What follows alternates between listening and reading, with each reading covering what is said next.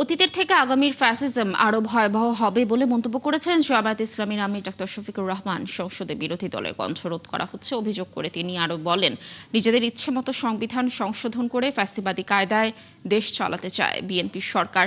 বিভিন্ন প্রতিষ্ঠানে রাজনৈতিক হস্তক্ষেপের অভিযোগ করেন বিরোধী দলীয় নেতা। আরও জানাচ্ছেন শাহিদুজ্জামান সাকিব।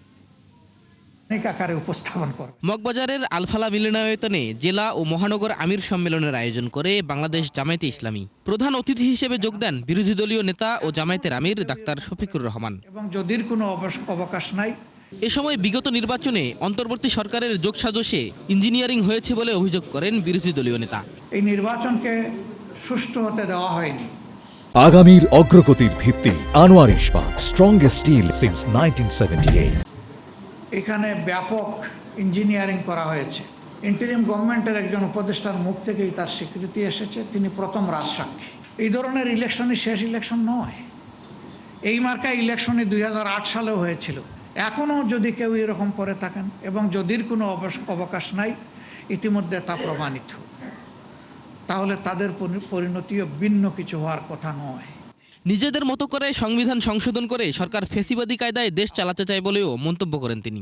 আমরা আশঙ্কা করছি অতীতের ফ্যাসিজমের চাইতে আগামীর ফ্যাসিজম হবে আরও ভয়াবহ। এই জন্য আমরা বলতে বাধ্য হয়েছি, যেদিন গণভোটের গণরায়কে অস্বীকার করা হয়েছে সেদিন থেকে এই নূতন ফ্যাসিজমের যাত্রা শুরু হয়েছে।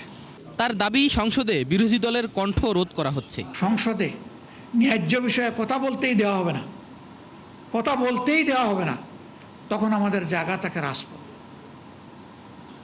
কারণ আমরা জনগণের দায়িত্ব নিয়ে তো সেখানে ঢুকেছি, জনগণকে কথা দিয়েছি, সেই কথাগুলো আর বাস্তবায়ন হচ্ছে না, কথা বলতে দেওয়া হচ্ছে না।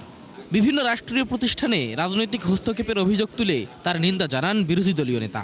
এখন ব্যাংকের উপর থাবা শুরু হয়েছে, বাংলাদেশ ব্যাংকের গভর্নরের পরটা, এটা তো কোনো হেলাফেলার জিনিস না। শাহিদুজ্জামান সাকিব, ৭১, ঢাকা।